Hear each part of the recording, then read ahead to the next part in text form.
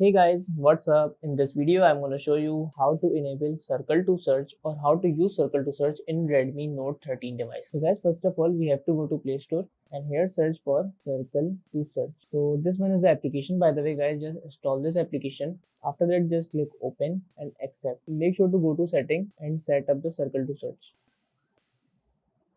Allow circle to search and then go back. So if you press the home button, so circle to search enable. Now let's see. I'm going to setting or anywhere and then press home button like this.